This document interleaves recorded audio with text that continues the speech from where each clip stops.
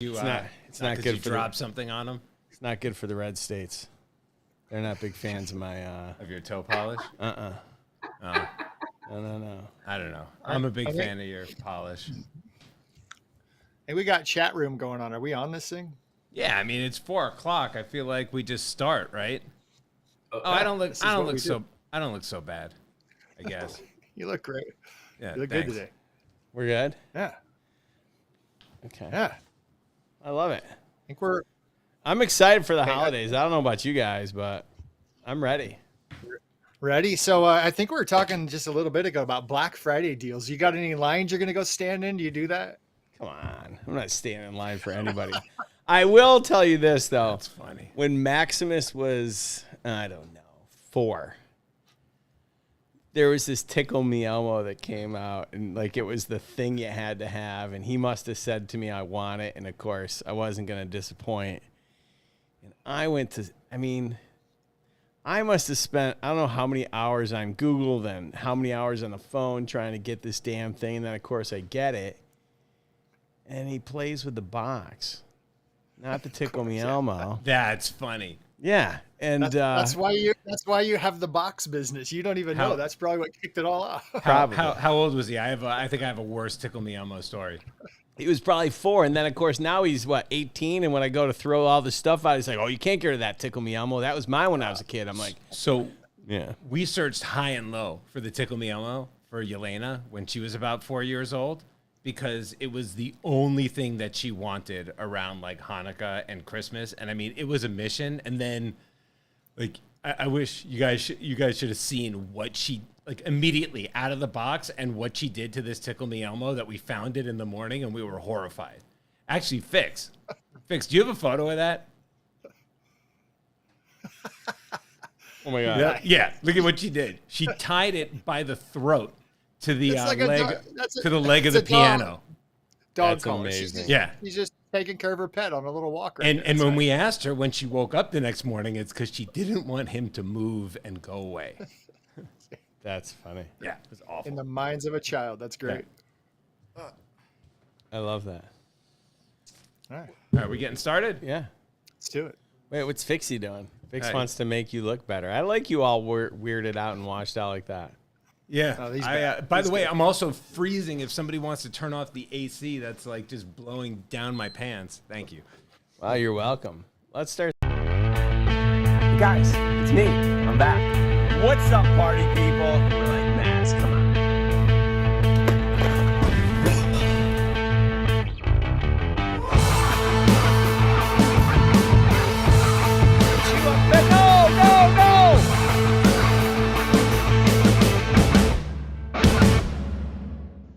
All right, this show is taking a turn for the.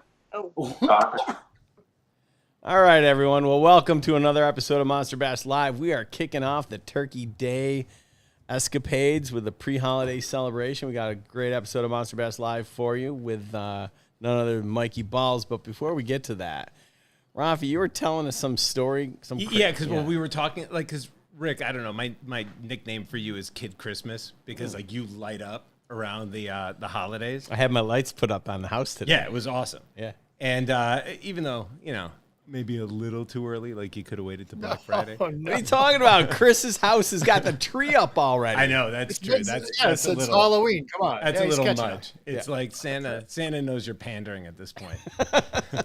But you gotta get in early. He's gonna run out of stuff this year. It's fine. But did you guys hear about the story? It happened at the Mall of America, and it was this dude who was from the Apple Valley. This is like Black Friday will be the 10-year anniversary of this happening. He got divorced. His business crashed and burned. And I think he was trying to then, he says he was trying to cheer himself up by spreading some joy. So he went to the Mall of America and had his brother filming him. And while the choir is singing in the main area, Let It Snow, he goes up to one of the high tiers and he starts throwing out 1,000 singles off the sides of the escalator. Yeah, and gets arrested for disorderly conduct and yeah. It was like one of the weirder Black Friday stories. I love that. They should have never arrested him for that. Yeah. Well, and also it's like, oh, sorry, go ahead. No, I was gonna say I'm announcing the turkey trot in Oakland tomorrow morning. there's a run with thousands of people, and maybe I'll just do that from the stage to just see what happens. I love that. Just so, That's not a bad idea at all. I know. I'd never thought of that. Little money sharing, makes the holidays nice. Totally. Make sure you share some with me. What do we got to do? Bring back the Santa run. I think that's like the most amazing thing I've ever even seen. It was cool. Like Santa suits for everyone, milk and cookies at the finish line. I'm dreaming of a white Christmas. My son would sing it. The snow we'd kick on snow machines. Pretty special. We could bring it back, but you got to have the state jurisdictional agencies tell me I can have an event, and they can't turn it off due to, that thing we won't talk about, the pandemic. So there were some issues in the event world, and we won't go that route because we want to have a non-political, fun, cold water jigging show. But maybe someday we'll bring that back. Monster bass, fishing in Santa suits. We'll figure it out. I love it. I like it. We'll bring back Skittles too. All right. So as you guys know, we're on a mission to help you catch your PB, and we'd like to think that between the right baits, the right education, and the right motivation, we're going to help you catch your PB this year. And we want to celebrate some of the people that have shared their PBs with us. So, Fix, if you wouldn't mind putting that up on the screen for me. This is Jesse Spurlock with a 6-pound, 8-ounce. He caught it on a popper. The next one is Ricky Ward, 5 pounds.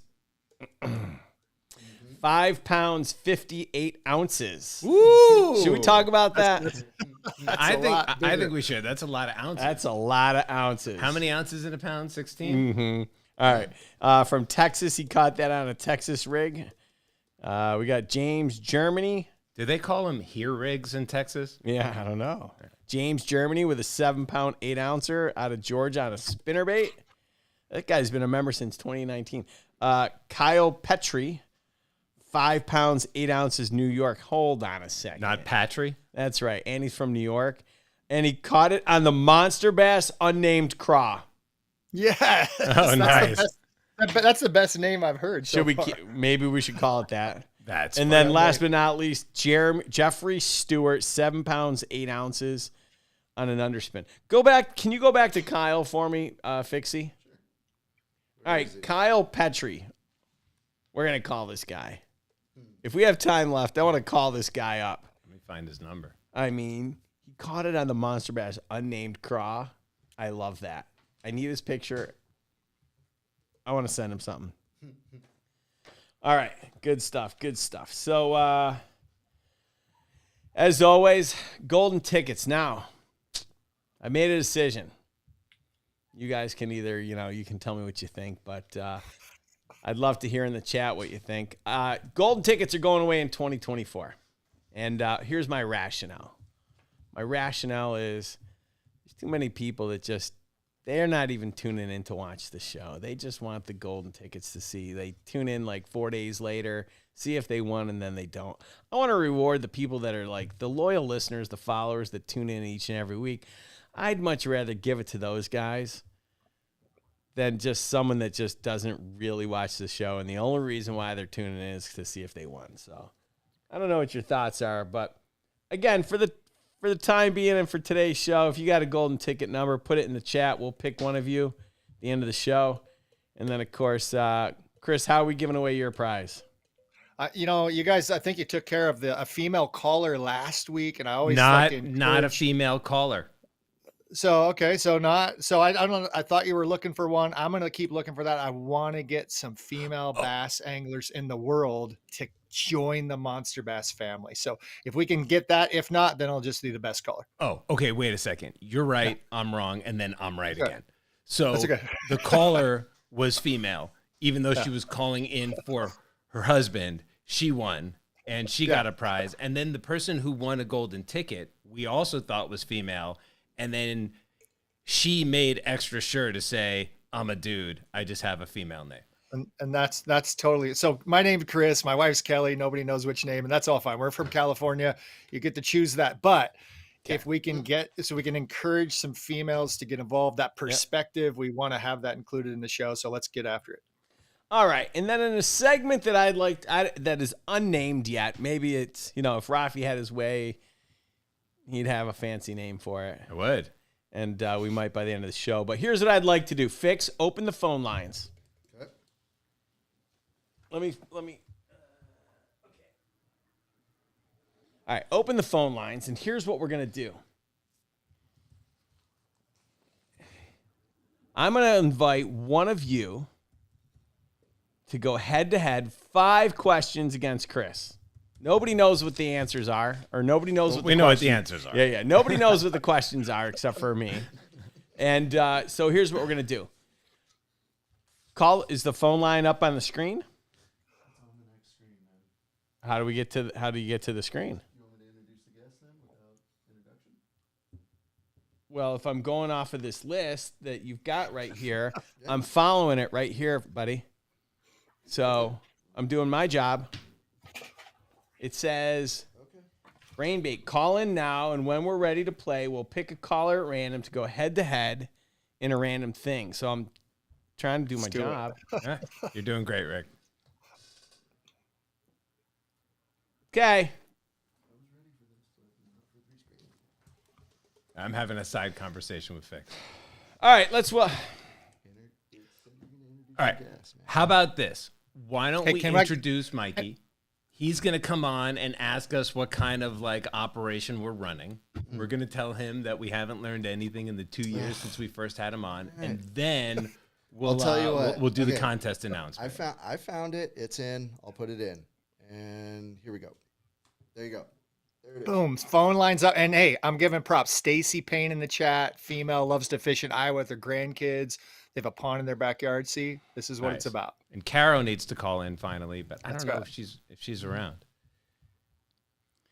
All right, so the phone lines are open. Folks, flood the phone lines. I'm going to pick one of the numbers at random. I'm going to ask you 5 questions, and it's just 5 random questions. Some of them are about fishing. Some of them aren't. And the winner, so what we're going to do is I'm going to ask you the questions. Chris is going to write them down on a piece of paper. And then I'm going to give you the answers. I'm going to give you the answer, and you're going to tell us your answer. Chris is going to show us his answer. And if you end up getting more right than Chris, I'm going to give you a St. Croix Mojo Bass Rod and a cover. So here it is. I'll ship it to you. St. Croix Mojo Bass Rod. So flood those phone lines. And the number is 323-210-4180. We're going to pick one of you at random. And or we'll just cancel the show. One of the two. And never come back. All right. Okay? Like right now? Yeah. We'll just walk right away. Okay. And Don't forget about win the chat. there will be no chat. I'll win. All right. Well, All right. So we need someone to call in to go head-to-head 5 questions against Chris. I'll make it easy. Just no pressure. I'm gonna take the dive. I'm just telling you up front. I want the first person to have a good experience. Because I didn't hear what do I win? I mean, if I were to put my name on the line here. You're gonna get a grand slam breakfast from Denny's. All right, done. I'm winning. Then it's over. Amazing. Ah. All right, so we don't have any callers, so nobody wants the Mojo Bass Rod. we got a couple callers. Where? I got them on my screen. I don't know why they're not on your screen. Don't see anything. Let's do it. Let's do it. I mean, Go ahead then. we're going to pick somebody right now? Yeah. All right. I think we're playing the game. Let's see. We are going to pick. Hello, caller. You're on the air. Are you ready to beat Chris? Hey, I am. Great. Who is this? I am Sandy Alice with my husband Dave Alice. He's on your YouTube thing, but I watched my grandbaby and fish with him. I love Yes. This is perfect. It's meant to be. that. Okay. You ready? Are you ready for to go head to head with Chris? Oh God, I think so, but Come I on, have no Sandy. idea. Okay. Do you need us to re-explain the process, or you got it? Okay. All right. So Okay. I'm gonna read the question. Chris is gonna write down his answer, and once he has his answer written down, he'll give us a thumbs up, and I'll ask you for your answer. Okay. Okay. All right. Ready? Question number 1. We're going to start out with the hard ones. What do you call a bear with no teeth? So bad. All right. All right, We Chris, got it. you got that? You writing it down? I don't have an answer. I wanted to come up with a really clever answer, and I hope that Sandy has one. No, what was I gonna say? Okay, I think you've sold it that it's not scripted in advance, Chris. Yeah, no, right. seriously. So You ready? So she can give her answer.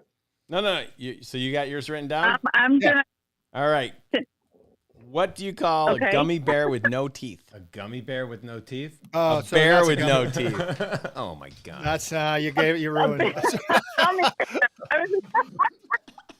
A gummy bear. All right, good answer. Wait, what do you call a gummy Okay, bear wait. with teeth? You're winning. Chris, what was your answer? Well, you ruined it, and I was. Can you see that? Because I was gonna put gummy, but that's. All right, it's all tied up. Woo! We are going into the lightning round. 4 questions. Daniel Pierce might get honorable mention here with his response in the chat. Meth bear. I saw that. Yeah, that one's winning the chat so far. Good All job, right. Dan. I would have changed my answer had I seen that. That's pretty good. All right, Okay. we're ready. Ready? Here's one. What professional angler has fished in the most Bassmaster Classics? I'm throwing it out there. I don't know. Yeah, I don't know. I'm gonna say my husband, Dave Alice. Do you want to ask your Dave husband? sounded like he liked that in the background. Why don't you want to ask your husband if he knows the answer? I will, because that one's rough. I watched it, but I'm not sure who Oh, would win. The most of the bass tournament. Who's Chris Ready? Johnson? It's. I'm gonna say it's got to be a cute guy. A what? It's got to be a what? Oh, All right. What was your answer? you're asking Dave. I think I got muted. You're not No, muted. you're not muted. We can hear I everything. got you. You gotta turn down the volume of your of the podcast though. Am I still on? Yeah. Oh my god. Yes, you're still on. Unfortunately.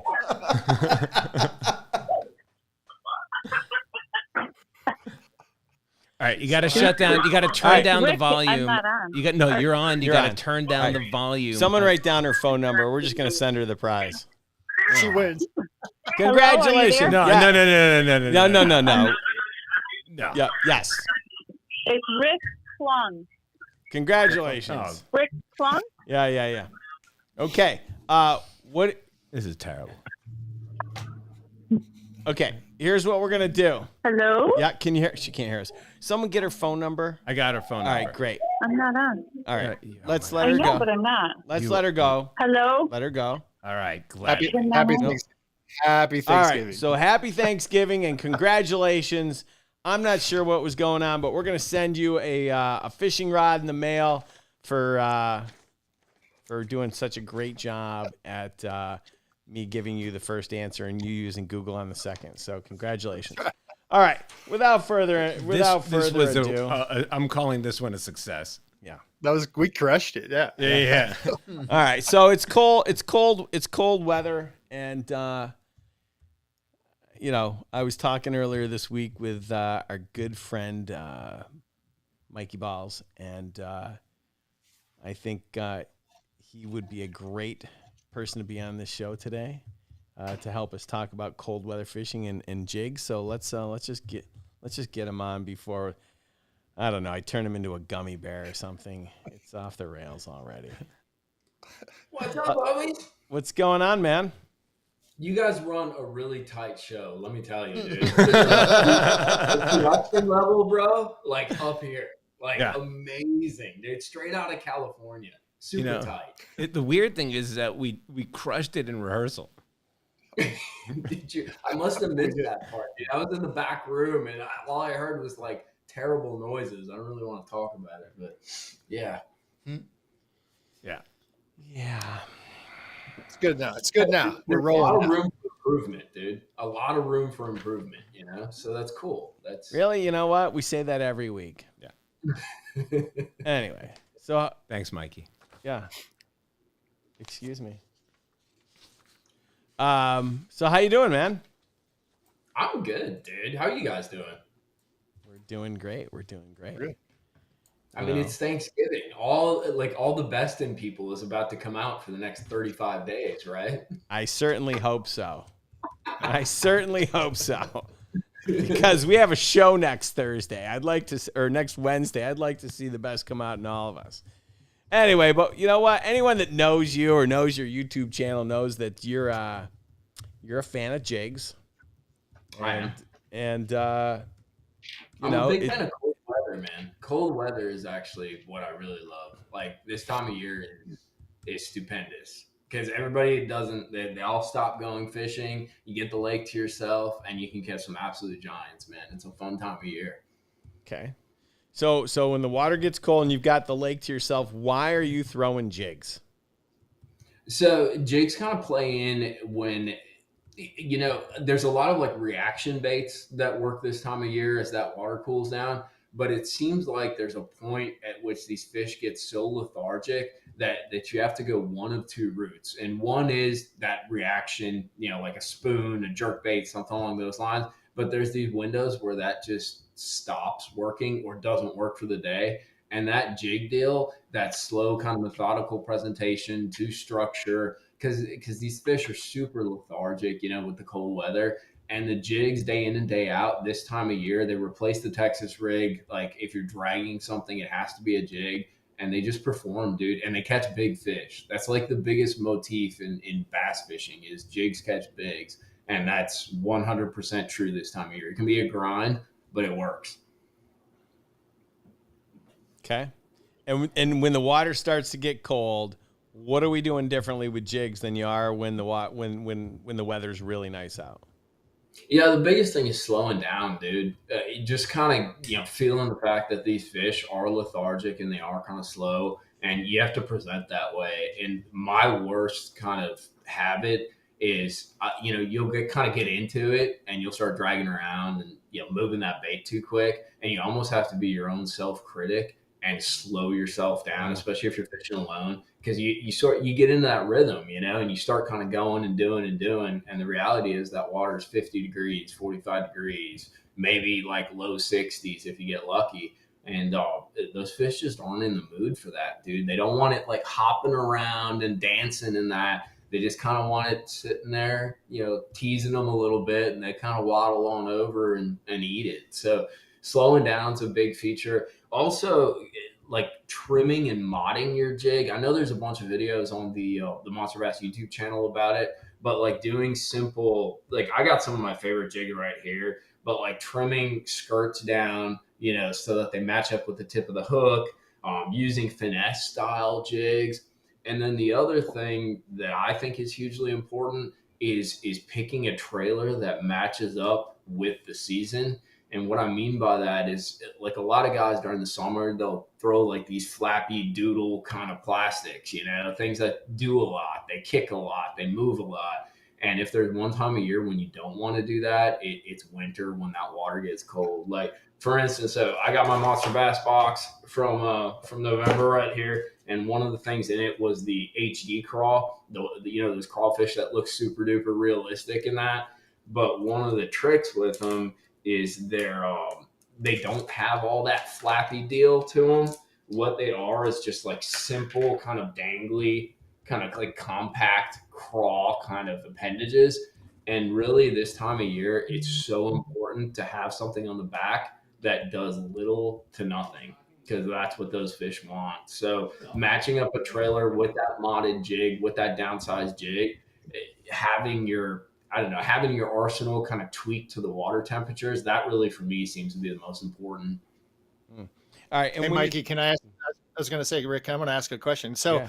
have you ever read the article where they actually tested bass and they took them on a machine? They took a crawdad and they presented it 50 times in front of a fish, and it was in cold water setting. And then they started peeling off the legs, one leg versus two legs. Yeah, and they found in cold water that the fish preferred no legs on a crawdad in cold water. And the bass industry are like, we're not selling those. No one's going to buy that. It's kind of a Ned rig. But the idea behind it now with the science is at 50 degrees, your crawdads are really in a deep crevice, or they're down kind of hibernating in the mud.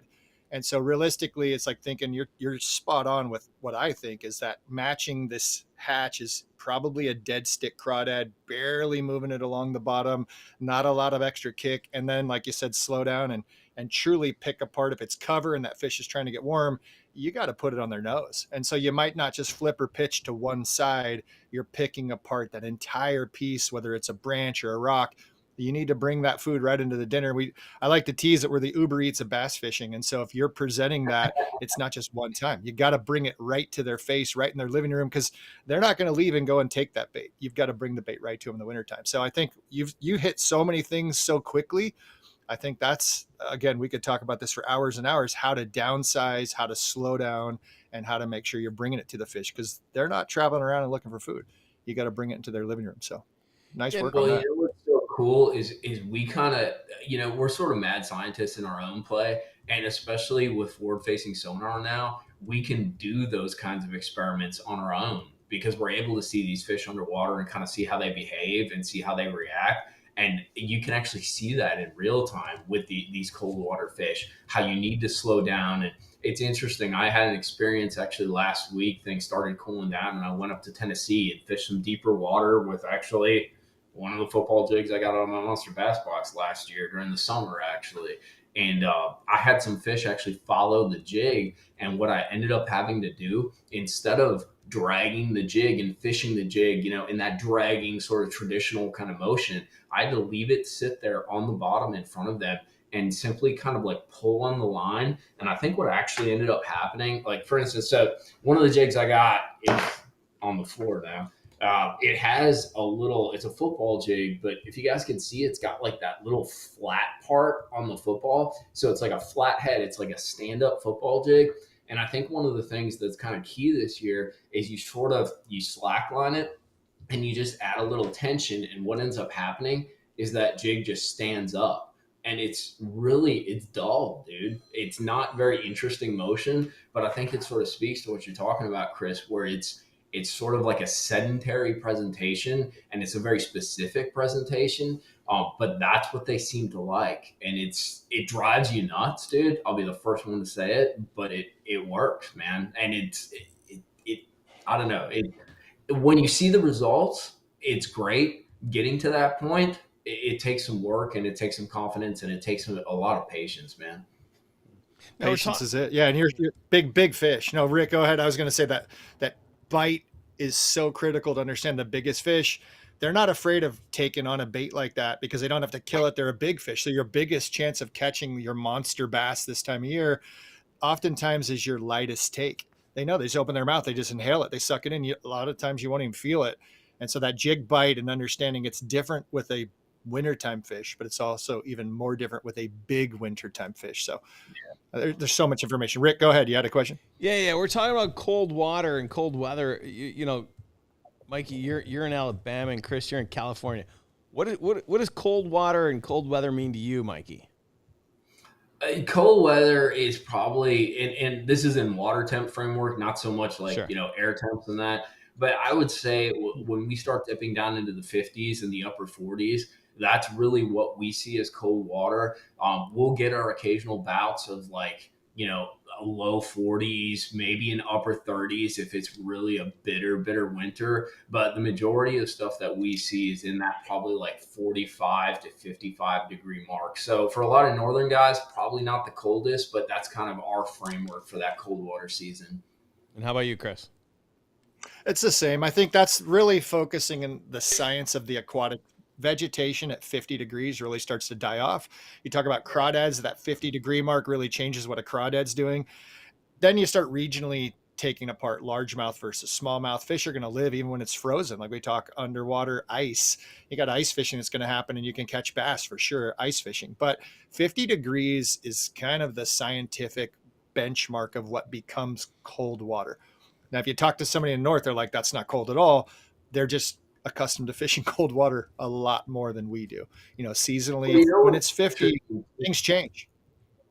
Well, and you know what's interesting too, Chris, and it's something that I learned by moving to Alabama is just like size of fish, in any part of the country is really relative. Like a 5-pounder up north is a giant, dude. A 6-7 pounder up north is a giant, dude. And then you get down to the south and like 7-8 pounder is a giant. Then you get to Florida and Texas. And I think cold works the same. These fish are used to their environment, dude. They live here every year underwater dealing with the same factors. So really, science might say one thing, but it's a lot of context too. As an angler, you have to identify on your body of water what's cold. When it hits what point is X when these fish start getting into that mode, and it varies from lake to lake. So these fish are really going to behave based on your region and based upon that. It's a seasonal thing. It's not so much based on numbers. It's based upon what seasonally these fish expect and what defines that season for them. Yeah. And that's why they're smaller, and that's why they're bigger. You have this feeding season. That's really what's going on is you have a fish that has a lower metabolism. It's consuming less food for a longer cold season. It's going to be a smaller fish. That's why in reverse, you could look at the northern hemisphere as it breaks down and you look at these lateral lines. The size of fish continually goes up as you go closer to the equator. And that's what you talk about Mexico. You want to go catch 15, 16, 20-pound bass. You're getting close to the equator. It's warmer longer. The vegetation is healthier longer. It's producing more food. Bass eat more. That's just that reality. So that 50-degree mark, you just look at how long it's above 50. Well, those fish are going to be bigger. How long it's below 50, you get up north, those fish historically are going to be a little bit smaller. But it is, like you said, you just got to find that key point. I love fishing cold water. And like you said, you go out, the lake is your own. A bluebird day isn't as effective. It doesn't matter as much when the fish are down 25, 30 feet. You don't have to have upper water turbulence. You don't have to have wind. You don't have to have all these different things. The fish are pulled up. They're looking for bait balls where I live, and we can target those things. And you mentioned some spoons and stuff. The jig, even if a fish is taking a spoon, you can almost always catch them on a jig. But sometimes you can't catch them with a spoon. So it's kind of an interesting piece where you could bounce around a jig a little bit more and entice a fish probably if they're going to eat anything. But sometimes that last resort is that go-to jig. I did have a question. What, in your mind, and this is this fun thing of bass fishing, what constitutes a jig? Because for me, it's a ball of weight of some shape connected to a hook. But does a jig, and it's like I just have those examples of like a round ball jig. We have these different things we can throw in here versus, of course, you got a dress jig. Can I ask you, do you consider a Ned rig a jig? I think that's the lead-in question that I have for you is, what is a jig to you? It's funny you say that, Chris, because I was grabbing stuff out of the boat for the live, and I'm like, what the hell do I actually grab? Because I define it the same as you kind of talked about, where if lead is attached to the hook, it's a jig, especially if it's attached to like the nose of the hook, So I guess in theory, a Ned would be, so would a shaky head, I guess, if you go down that route. I don't know. I think for our conversation, I think it really kind of relates to, like a skirted style jig. But at the same time, like I'm in the same boat, dude. I got a ball head right here with a little screw lock that I'll put a small swim bait on. I got a little mid strolling rig, with like a minnow style bait. So I agree with you. It's sort of as you want to define it, but I think part of it is how you make that presentation. And maybe that actually gives us some information about the definition, because a lot of times, like we talked about that dragging or that shaking motion, I think that's what really defines what we would kind of categorize as that jig fishing. When we start adding small swim baits to it, using those ball heads and those shaky heads, it's shaky head fishing. It's swim bait fishing, But you brought up an interesting point, man, with that spoon.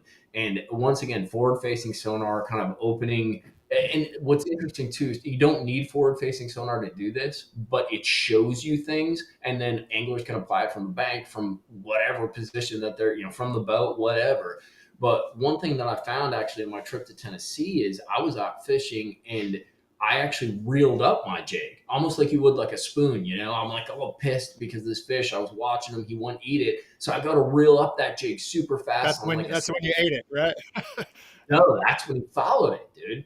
So Yeah, interestingly enough, he followed it. 2 or 3 of them followed it up, and I'm going like, bro, turn on the brakes, hit the brakes. And so I opened my spool, dropped that thing back down, and all largemouth too, not spots, not smallmouth. They went right back down to it, and then I just sat there and shook it in place, and that fish closed the deal. So there's a lot of different ways to fish it, but I think in the context of cold water, there's only 2 sort of styles, and it's either 100 miles an hour or like molasses, dude, like super slow. They're either going to react to it or you're going to have to coax them and tease them in. And I think that brings up another reason why that jig is so good.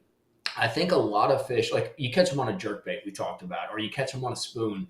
I think a lot of that is a reaction, and these fish are neutral, dude. They're not even in the mood to eat. They're there and they're curious, you know, just like my dog. When I like put something in my pocket, he thinks it's a treat, you know, so he follows me around for a while. They're interested in what's going on, but they're not necessarily going to do anything about it. And I think with that jig, just like with that jerkbait, but in a different manner, you can sort of coax that neutral fish to biting. It can be a super slow process, but I think it's that same concept, just in a much slower presentation than you would like say like a jerk bait or like jerking up to get them to react to a spoon. You know, it's coaxing out that bite, but doing it with that very slow standing motion or something along those lines. Yeah. No, I think that's the key is understanding expectations. You go out in the winter, you're like, okay, I'm going to have an amazing day. I might catch 15 fish versus I'm going to go have an amazing day and catch 100 bass. So understanding for me, I'll take if I'm going to actually put on a jig, sometimes in the winter, I'll upsize my line just to add a little more resistance. So it actually falls a little slower. You talk about different trailers. You talk about different jig head sizes. In the summer, it's like flipping, pitching. Let's get this jig back down there as fast as we can. Wintertime, a little slower. And for me, it's hard. I think I'm a spaz. And Rick, you've talked about it a lot, like that whole patience game, knowing I'm casting or pitching, flipping a jig, and it's going to slowly fall. That's hard. It's hard to wait. And then when it gets down there, you're like, I need to do something. And then it's no, because that, like you said, your dog comes over, and we were teasing with Jeremy. He thinks fish are cats. Whatever it is, that fish comes over and looks at it. And especially with forward facing sonar, it's like, now I need to do something. It's like, no, now what you need to do is do nothing for just a minute. And like that idea that you can watch it and you're now going to twitch it versus move it. Now you're talking, this is a drop shot technique. That's why your weight is at the bottom and you're able to move the bait without moving it laterally across and out of its feeding zone. Now you're implementing using drop shot techniques while you're fishing a jig. And that's what I always go back to this monster bass idea. It's like develop all these skills because now it's going to be, you're going to be a better jig angler because you spend some time drop shot fishing. And so when you give somebody a box with all these different pieces, now you have the idea, you can put the puzzle together. And you're having forward facing sonar. We had a whole show about that, and whether somebody likes it or not, the things that you show on your videos on the Monster Bass channel, it's so fun to watch the true evidence, the true reveal of what fish are doing. How are you going to learn that? You're going to go underneath the water and swim around and watch your buddy try to fish. Right. You're going to spook them. So to have that understanding happen live time right in front of you and allow you to manipulate and make changes to that presentation, and then catch a fish you were looking at, because now you know what it does and you know what its friend's probably going to do the next bait you throw out there. That's huge. It's cool that you're able to share that. And I appreciate that you're able to talk us through what you're watching, because it really educates the anglers, because I don't have it on my boat. And a lot of people won't have access to that forward facing sonar. And now we're helping out the consumer. Hey, go catch a bass. And this is what's working. This is what's going on underwater.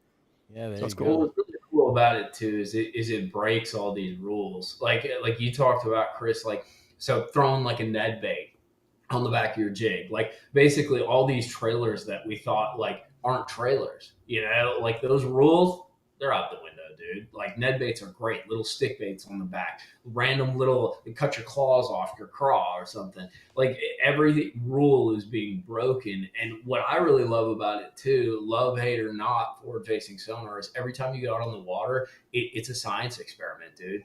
You're going through trial and error. You're hypothesizing. You're testing. You're making conclusions based upon behavior. It's this big, like, kind of like sociological test for these fish to get them to eat. And like you said too, a lot of times, guys get kind of unhappy. They get butthurt about forward-facing sonar. But what I think a lot of anglers miss is you can take these same concepts, and even if you don't have forward-facing sonar, try some of these retrieves, dude. Nothing's stopping you from fishing the bait, kind of like what we're talking about with forward-facing sonar. When you're fishing a bridge on the bank, dude, using some of these retrieves that we didn't think were as viable, but implementing them even without that forward-facing can be super successful, dude.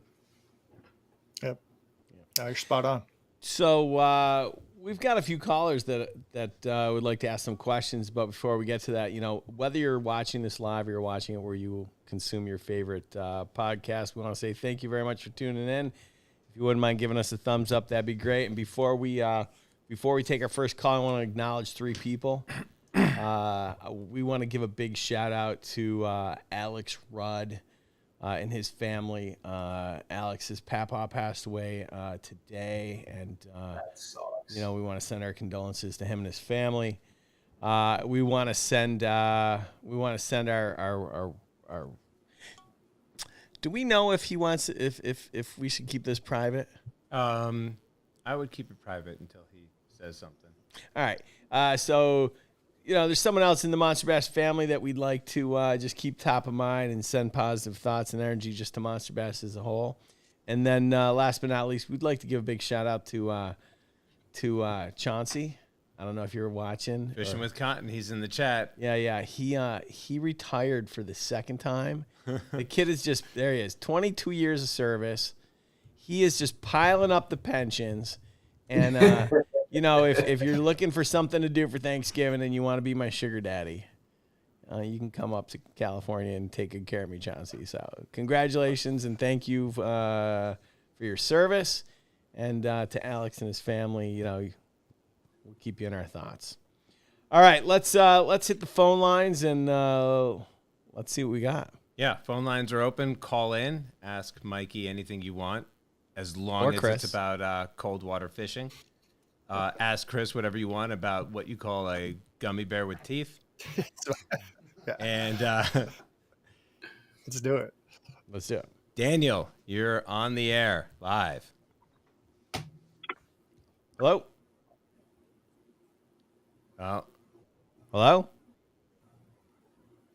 Daniel, The you bar there? Here, the bar is just wow. All right. Well, we're dropping Daniel. Sorry, buddy. We had you live. You waited for like 17 minutes. Yeah. We're going to try, you know what? We're going to try an unknown caller from Knox, Indiana. Let's do it. Hello? All right, Mr. Unknown Caller from Knox, Indiana, you're on the air. What is going on with the phones, Fix? All right, 2 in a row? I don't know. Doesn't look like the phones are working. Let's try James Payne from Iowa. James, is the 3rd time a charm? Fixie, something's going on with the phones. So while you guys are figuring that out, I went and grabbed all these props and all these things to show people. Can I show my like top 3 jig picks? Please. Let's zoom in on Mikey and let's show these. All right. So really, and Chris, you brought it up. I do not pick up a flipping jig this time of year. Maybe if it like warms up. Daniel a said whole it bunch, hung up on its own. Maybe if it warms up a whole bunch, I'll grab one. But there's really 3 jigs that I'll grab. And the first one is your standard football jig. Once again, I think this is a dual jig I got in the Monster Bass box. So you'll notice on standard football jig, it's a rounded head. I'll use that around wood, around a bunch of rock. It basically rolls over a lot of cover. Now, if I have a flatter bottom, I'll once again go with a football style jig, but this is that one I showed you guys a little while ago where it's got that flat little bottom on it, almost like a shaky head like me and Chris were talking about. And what's nice with this is it sort of stands up. It does get hung in the rocks a little bit more, but if you have kind of sparser cover, sparser structure, and a little flatter bottom, absolutely killer because it sits there and just stands and teases them. And then my kind of wild card that I really like, and it sort of fuses what me and Chris were talking about, is a little micro ball head. This is a little custom skirted ball head that I run.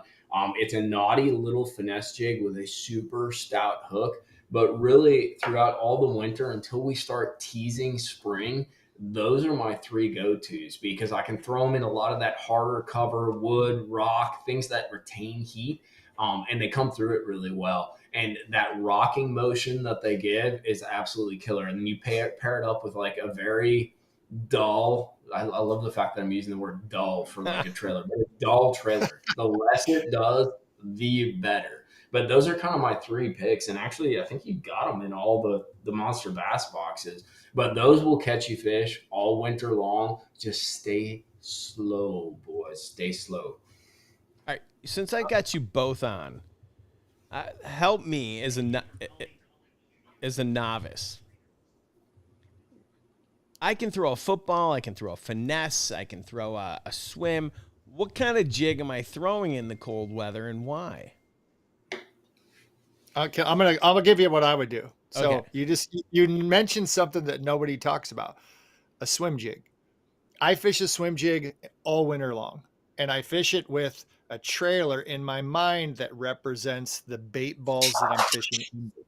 So if I'm catching a fish with a jerk bait, it's a little fish. If I'm catching fish on a spoon, it's representing a fish. If it's a blade bait or a spin tail, it's a fish. And very quickly, everyone goes to a jig and immediately they put on some kind of crawdad trailer. I take a swim jig with a similar size trailer that's a swim bait. I throw it out on a heavier line, but it's a light swim jig. I swim it all the way down to the bottom, basically doing nothing. And then I let it sit there. And then I bounce it and barely, exactly what Mikey's talking about. I don't even really move it towards me. I'm just thinking about tipping it up to have that tail lift off the bottom. So now understanding what's going on in this bait ball and these baits are swimming around and this fish are feeding through them, or some are being stunned and they're falling down to the bottom. That's how I fish swim jigs in the wintertime.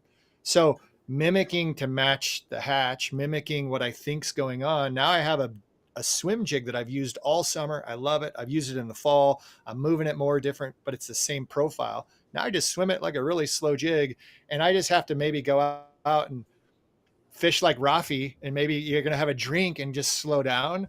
It's the same presentation, calmly fishing a swim jig, but you're doing everything that Mikey said. You're putting it towards cover.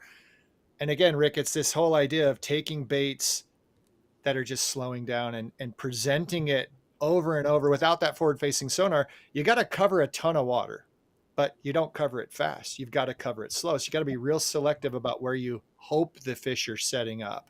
So whether it's a football jig and it's creaking and you think of crawdads and they're ticking and they're moving and they're making noise when they're walking on rocks, that's not happening this time of year. You want to throw something out there that gets their attention, and then really subtle movements are what really those fish are going to come over. They still need to eat food. Their metabolism's it's down. So they don't want to expend energy, but they want an easy presented meal. So your job is to put the meal in front of them, and you keep casting and covering water. And it doesn't matter if it's a Ned rig. It doesn't matter if it's that. When we talk about jigs, I love this right here. And I wish that Fishing World would have called that a shaky head, because the head actually shakes, but it's a football weight.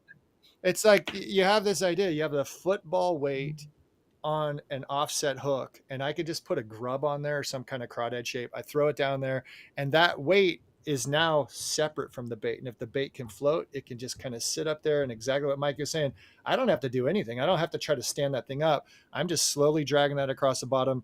The weight is keeping the bait in place, and the bait is barely moving, telling the fish, hey, come and eat me. I'm easy prey. You're going to catch me. You don't have to spend any energy. So I think that's the thought when you're a beginner angler. It's freezing cold.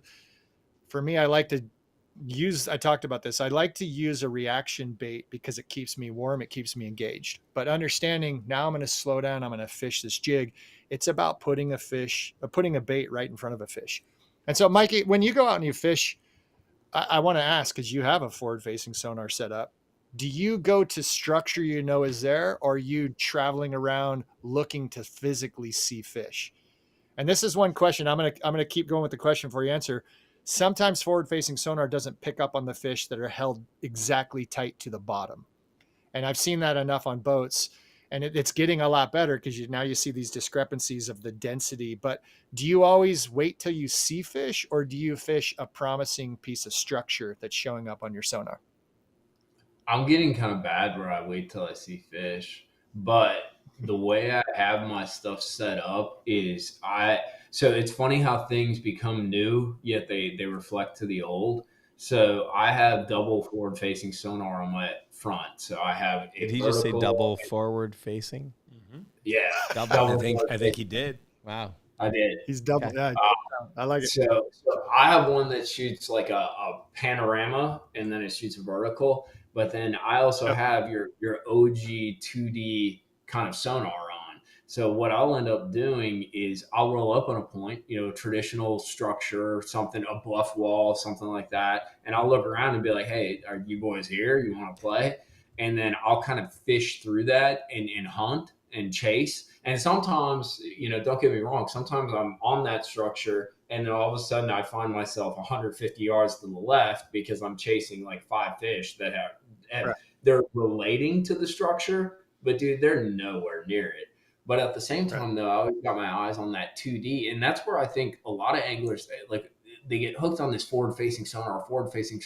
That 2D that comes on every single, like even on like a little 5-inch unit, dude, like that 2D is a powerful tool. And what you're talking about, Chris, I'll actually notice fish glued to the bottom on that 2D because you get decent separation with those arcs.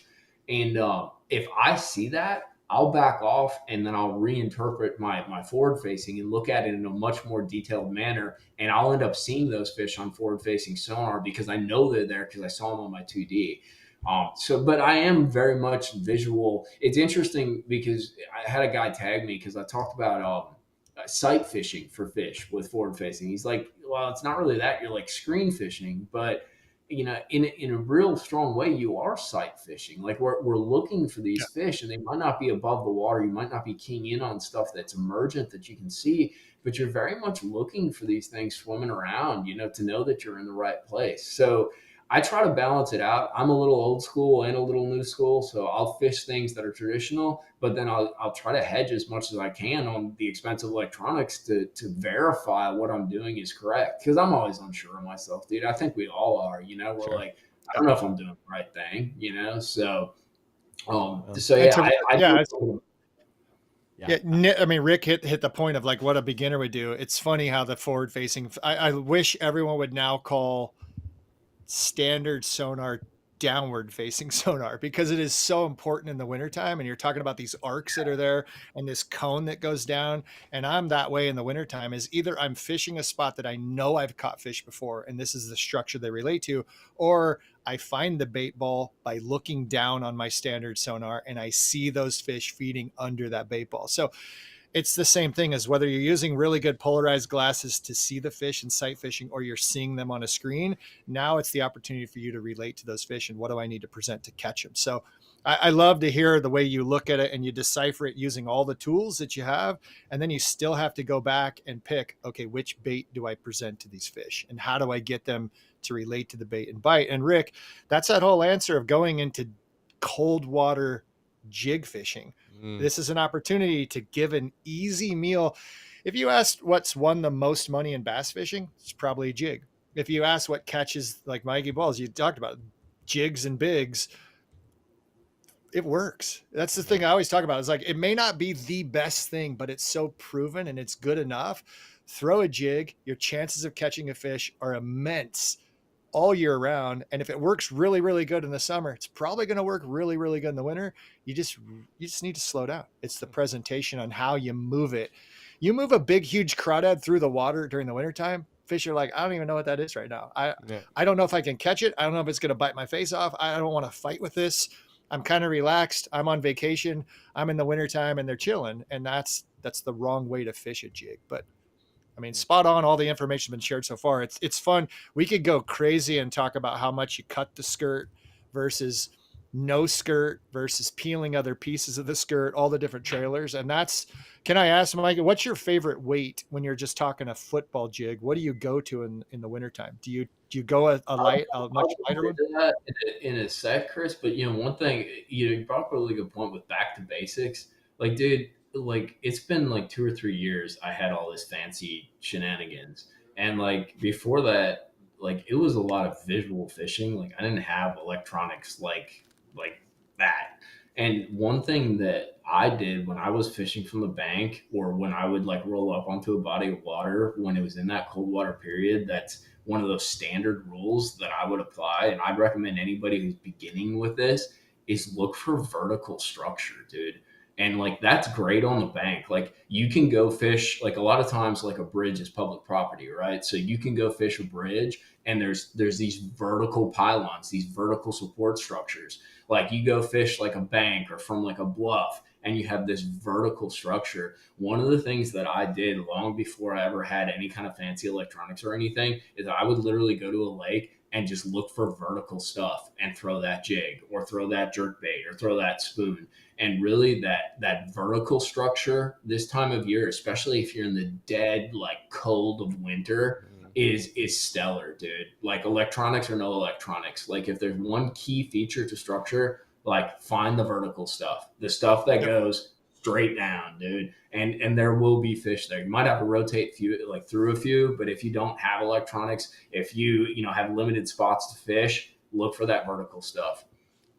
You nailed one is just a dock. I was to add to that.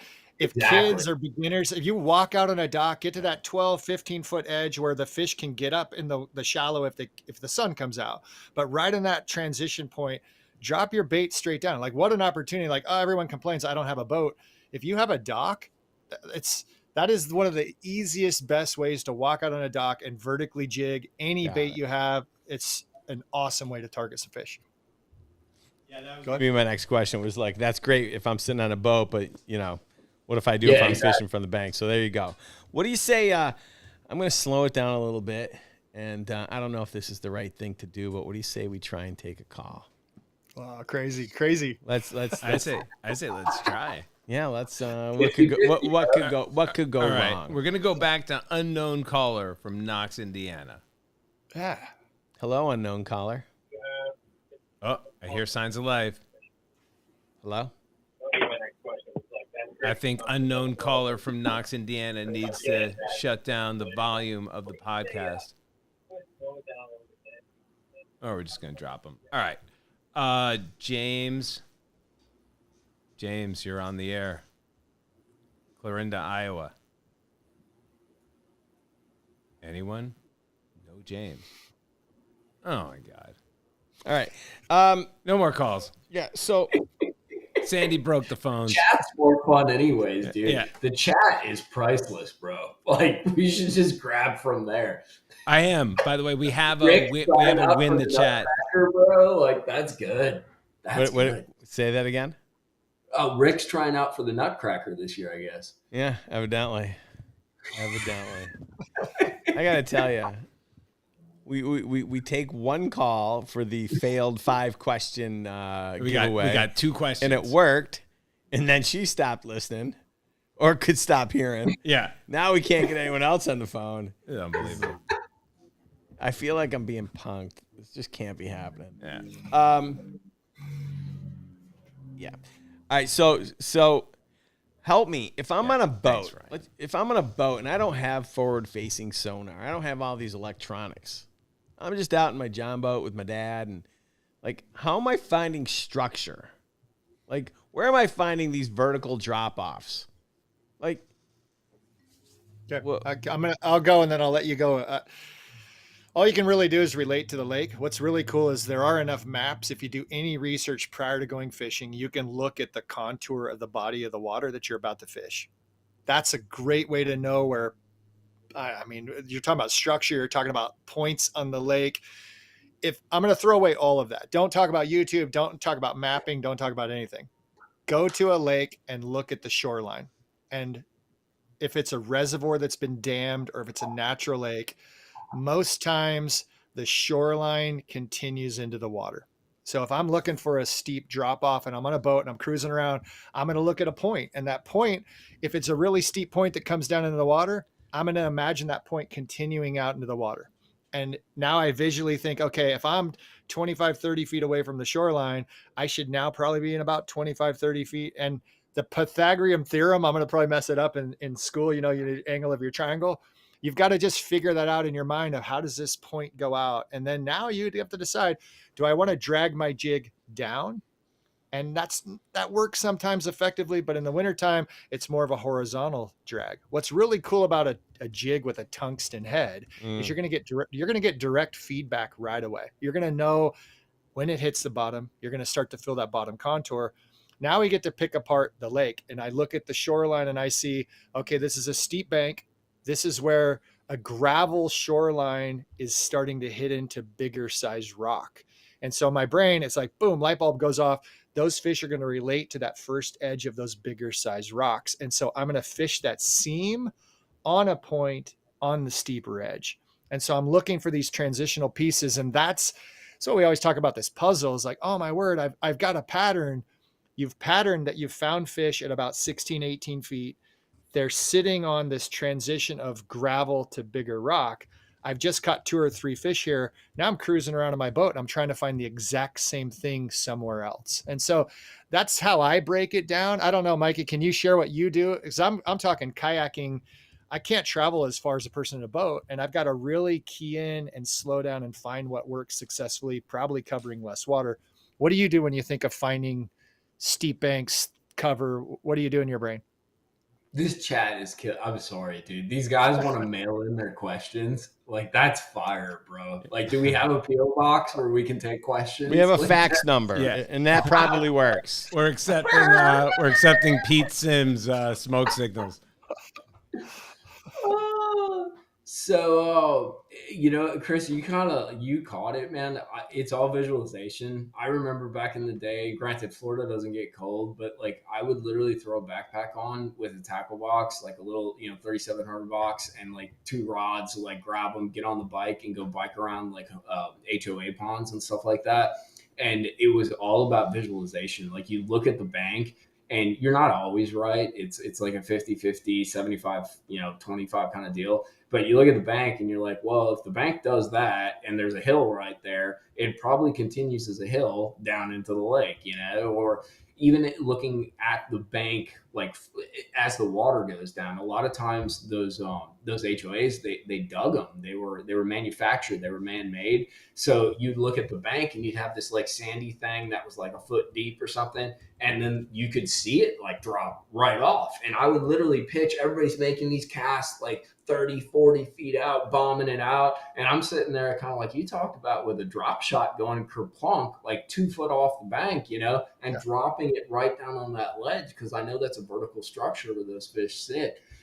You got to be creative. You have to be imaginative and really sort of visualize what's underwater and then fish it like you see it in your mind, because that's all you can do. And it does pan out. The other thing is looking at cover. Somebody in the chat made a really good point, dude. If it's mud, it's usually a slower taper. If there's rock on the bank, it's usually a quicker taper. That doesn't always hold true, but you can take sort of indications from what that bank composition is. It can also tell you about what's underwater. If there's a bunch of sticks that are in like 6 inches of water, there might be a bush down there too in like 4 or 5, 10 foot of water. So you can use all those indicators and just kind of use that bait as a search tool, as a feeling tool to kind of get an idea. Hey, was I right about my assumption? Was I right about my hypothesis? And then go from there. Yeah, I was going to say one thing I tease with friends when they're talking about, oh, I broke off a deep diving crankbait. I'm like, where exactly was that? So if they were using a deep diving crankbait in the fall and they lost something, they actually got hung up on some type of structure that they broke off on. So whether that's a tree, whether that's rock outcropping or something underwater, Rick, when you're talking about how do I find a place to go and fish underwater not knowing, remember those key waypoints. And that's that piece of like, okay, I'm on a new body of water and I have no idea. Well, then you've got to somehow visually, like Mikey's saying, you got to go out and test. You got to go and drop the bait. Ideally in a boat, if you start to understand your fall rate and how many seconds it takes to get down 10 feet, then you just apply that. You go a little further out and you're seeing, okay, how far down is this? Now you can cast further away. And once you do that, you're going to figure out, you're going to find some fish. The hardest part though, is you can go to all of these awesome ideas in your brain of where fish should be. If there's no fish there, you're never going to catch fish. And that's this hardest part about understanding fish and habitat. And that's what I really get into the geeky side of the science is, where have the fish gone? You can't catch fish if there's no fish. The flip side is why leave fish to go catch fish? I know, Mikey, you've experienced this where you're seeing them on forward-facing sonar and you're like, I can't catch these things. Sometimes there's that bite window you're dealing with, but I think more often than not, it's the presentation needs to be changed to something probably drastically different. And I do that, whether it's size, going from something big to something small, something slow to something fast. If you know there's fish there, you've got to make a drastic change to see if you can get them to eat something. And so that's the beauty of having the technology. Hey, I see fish. I love the scientific approach of like, what do I need to do to get these fish to bite? Because a lot of times people will just leave and think, oh, the fish just aren't eating right then. 9 times out of 10, the fish is going to eat if you're presenting them with something they're willing to take. And that's often the jig. I mean, the wintertime, that's where this is a topic we can talk forever. The standard jig, though, isn't enough of a change. It may need to be a jig with no skirt. It may need to be a jig like a crawdad, like you're saying, with no tentacles on the trailer. And the problem that people don't realize is cold water can hold more relative oxygen. So this the dissolved oxygen that sits in there. Now you have more oxygen. Oftentimes, if it's not washed in with a lot of mud from the wintertime, you can have clearer water in the winter. So you have guys going drop shot, going down to 4 and 6 pound. The fish are getting line smart and line shy. Now you're trying to feed them a jig that's different. There's so many factors that play into this. It becomes kind of a mess pretty quick. And that's why it's like, okay, go to a jig, something that looks like a nice meal, something that's easy to present.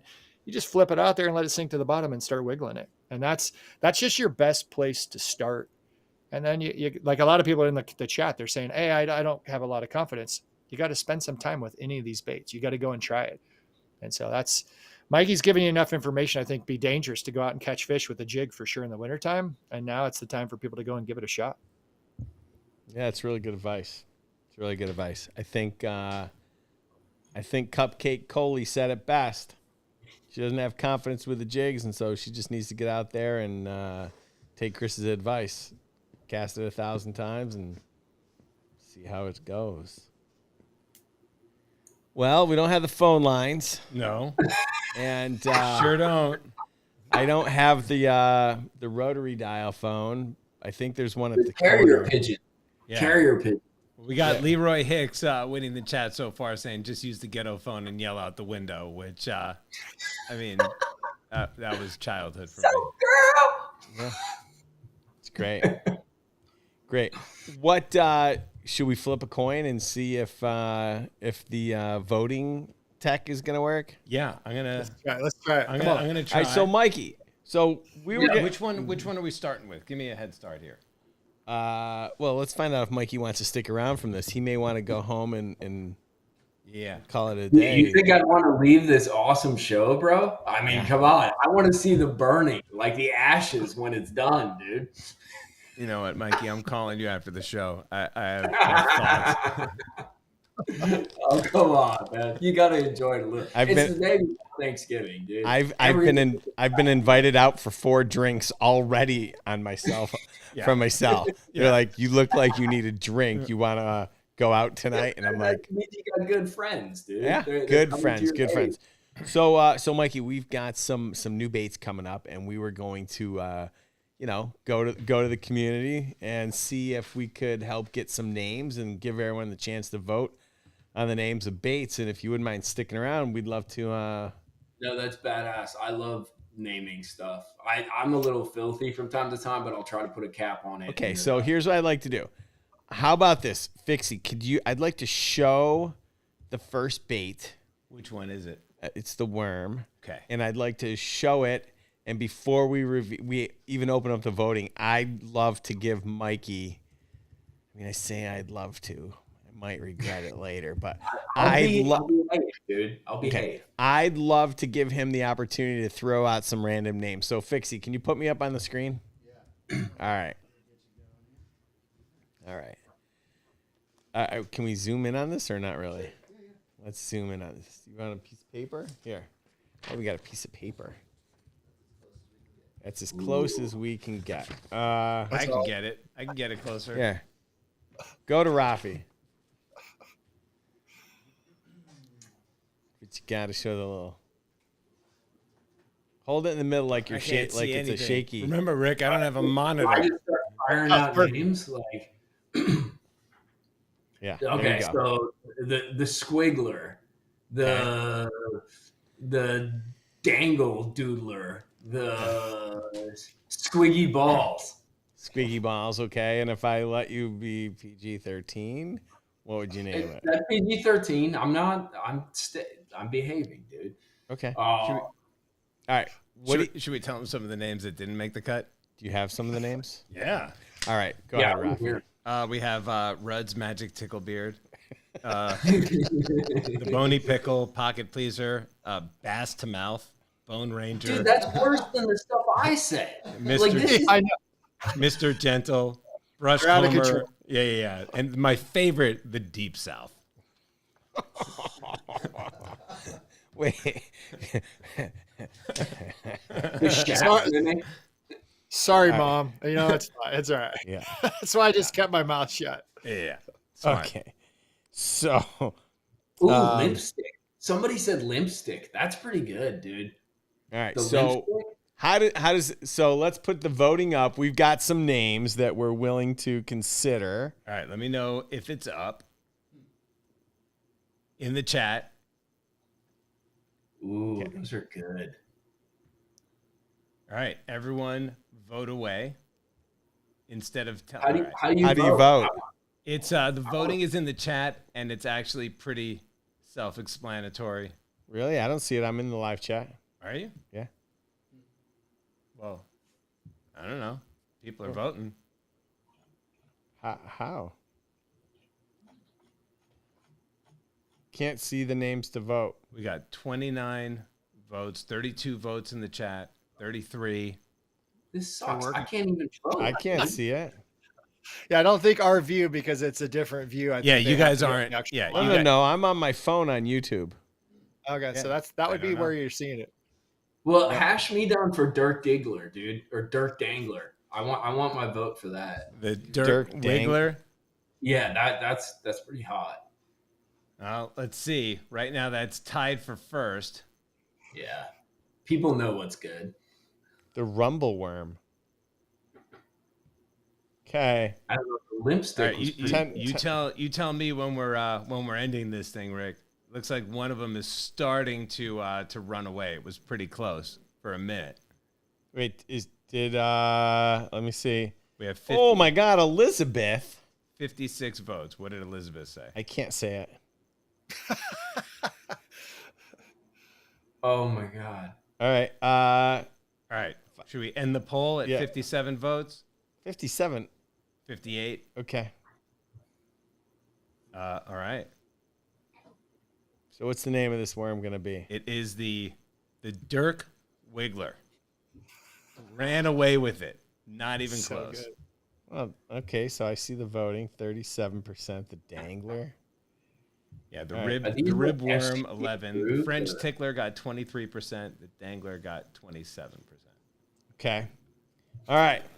So Rumble Worm just came to me. I know it's too late. Rumbleween. See a doctor. Okay. Oh god. All right. And then we've got one more bait. Can we put it up on this? That's the one? Well, That's the winner. That's the one. The Chuggle Hustler. Is that the one? Can It's you all just- cut off. Can you just show the bait without anything on here? We got the names. Because don't we The have Chuggle Hustler. That's the Chuggle Hustler right there, boys. A greenback serpent. the greenback the Wonder Wiener? Ooh. Oh, Charles Waltos. I can't say that. You just did. Yeah, that's pretty filthy. I didn't say it. I'm Or doing pretty good. Elizabeth. Mikey, are you sure you're not Elizabeth? No, but I want to meet her. She's my kind of people, dude. Wow. Dude, that's the girl you got to get on the show. You're talking about women, giving women voice and agency. Like, let's do it, dude. All right, what are the can we get it? What are the 4 options? We only have 3 options. All right, so what about the can I add a 4th? Yeah. Okay, let's add the 4th for this square bill. And I'd like to it can't be the dangler. Square banger. Okay. Wow. I'd like to add It's not bad.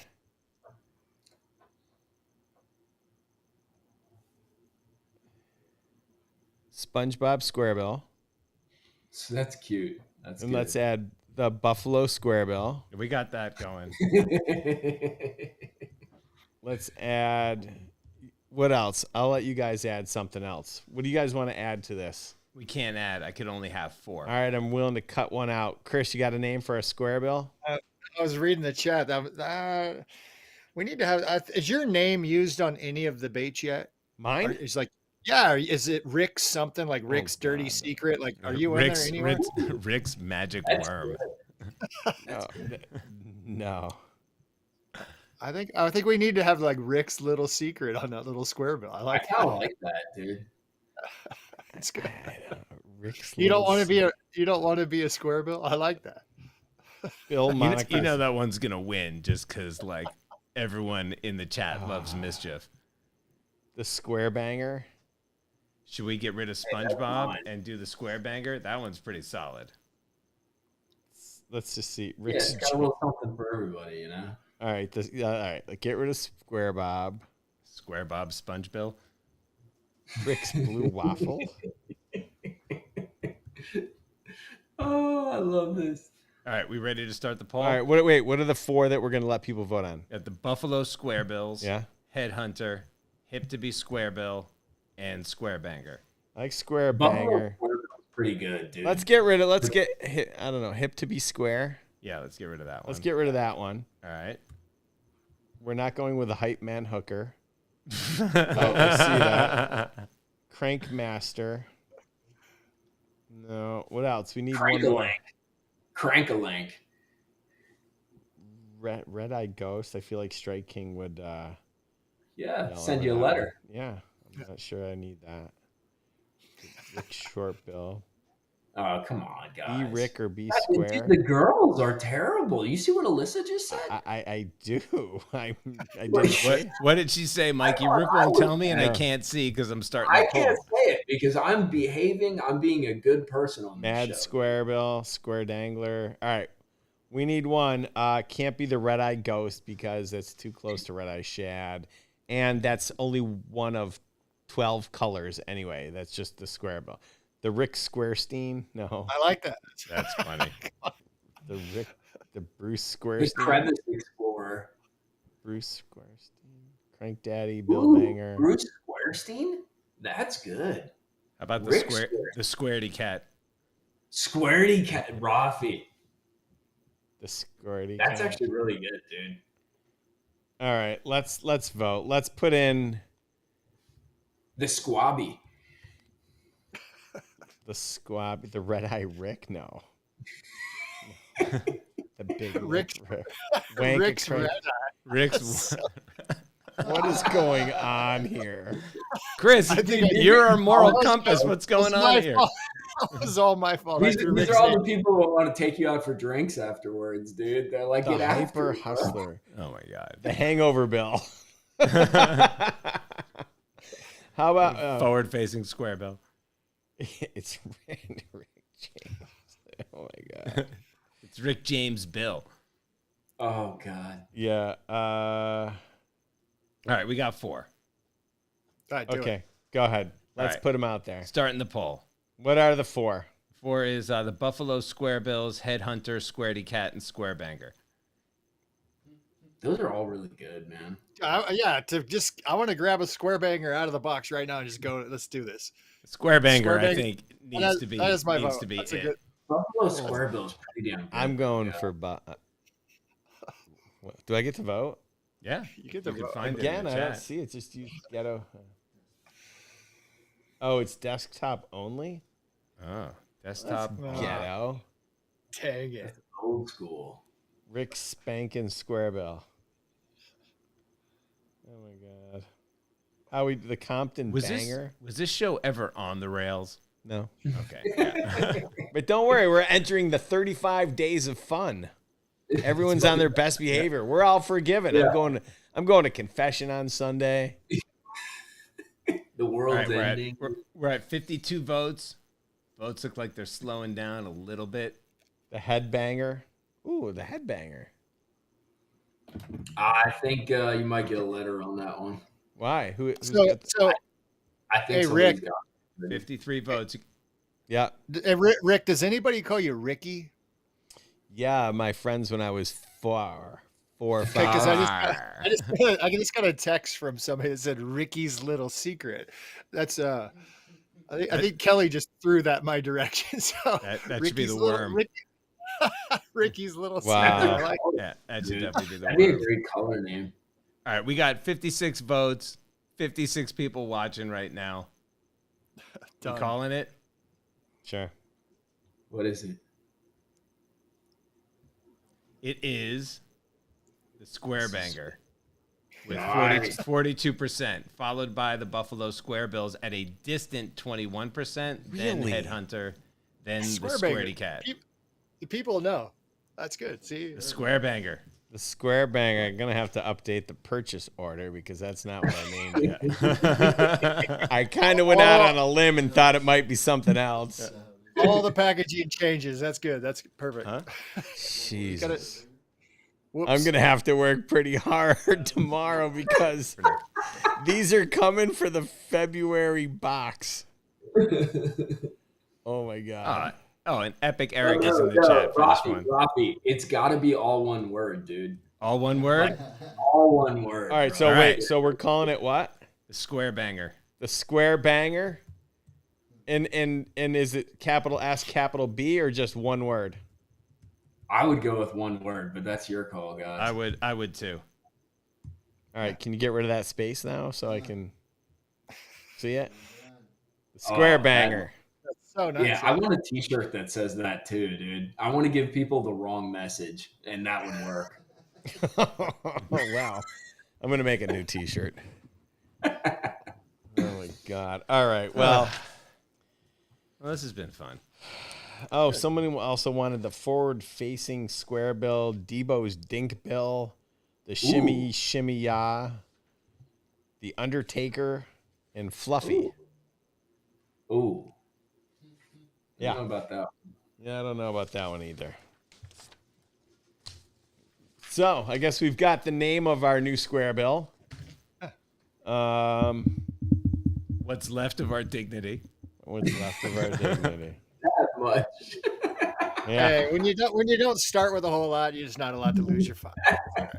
totally. That's the spirit. I love baselines, guys. Baselines. All right, so Chris, you want to pick a winner? You know, am I picking? What am I picking out of this? I This don't chat over there? know. Yeah. Dude, pick one of the girls. Mikey, Dude, you can pick one of the girls. We'll give away something to one of the girls. Go ahead. You can Yeah. pick something. They Go ahead. went Scour the chat. Find the one that makes you feel like the holidays. I think when we were talking, I think Elizabeth was leading the chat. I'm pretty sure Elizabeth has to go home with the prize. I second that, dude. I second that. All right, Strong. I Elizabeth. still don't know what you said. I missed all of it. She said lots of bad things. I don't even know, but Mikey said it was great, and I'm pretty sure that was prize great. is going to end up. It's going to be on Rafi's doorstep because I'm sure he's logged in as Elizabeth, but that's fine. Maybe. No, Elizabeth actually might be a real human person. Might be. She'll call. Dude, call I'm it. telling you, Elizabeth- I want to meet her. Can we set Okay, up a meeting? so just I to gotta recap, check, I'll check. to recap, because we're gonna have four winners this live. We have Sandy and David Ellis, who won the Let's Take Down the Monster Bass phone lines prize. We have Elizabeth, who is won the best of the non-named worms, and we're gonna go with Leroy Hicks. With the just use the ghetto phone and yell out the window as far as winning the chat. All of you, please email me at marketing@monsterbass.com. Send me information like where I send this to. And if I need any proof because your email account does not line up with your username, then figure out a way to let me know that you are really that person. And then we still have golden tickets, right? No. Oh. All right. Hey, Raphie, Debbie Downer, dude. Change your name to Debbie Downer, dude. It's not Rick anymore. It's Debbie Downer, bro. Okay. This is Rick's special secret. When you get the email from Kelly and she confesses that she's Elizabeth, let me know. Oh my God. Oh my God. Could you imagine? I bet you. If you just knew Kelly and you just imagined Kelly with the chat, that would be Kelly in the chat. So it's all good. T-Rex is giving me nonsense for looking at the phone. I'm trying to answer all the people that are texting into me right now. All right, so what did we learn today? Raphie, what'd you learn today? I learned that the phone lines don't always work, that Mikey is the Monster Bass Live mush. I crashed everything, bro. Yeah, and I learned that we have to have Mikey on for some live calls sometime in the new year. Yes, and dude, line up Elizabeth. Can we do like a guest interview or something like that? Like, For I'm sure. down. Yeah. I've been going through the chat, and Elizabeth is on fire. I hope you're Kelly. Oh my goodness, Chris, what did you learn today? I need to go fish with Mikey. We need to hang out. We could have some good times. Go find some fish and just Dude, I got an extra room. Anytime you want to adventure, just like I told Raphie and Rick, dude, the room is open. I serve breakfast and dinner, no lunch. But you're welcome. Fair enough. Anytime. We'll go fish. I'll pack some snacks. We'll go fish. It sounds like a party. So we'll do it. Love it. All right, man. Happy Thanksgiving. With the dog. The dog snores and licks ears, as Rick is very intimately aware, dude. Yeah, I have slept with Bog before. I'll snore and lick back. It's fine. We're good. We'll do it. There you go. It's all about reciprocity, dude. That's right. Love it. All right, guys. Well, listen, I hope you all have a really happy Thanksgiving with your families. I hope you get to spend some time. And if you're watching this and you're not going to be with your family, we wish you the best. And to all the servicemen and women around the world that are making the ultimate sacrifice so we can be with our families and you're not, we say thank you, and we truly appreciate you. And we'll see you next week. Have a good night. Yes.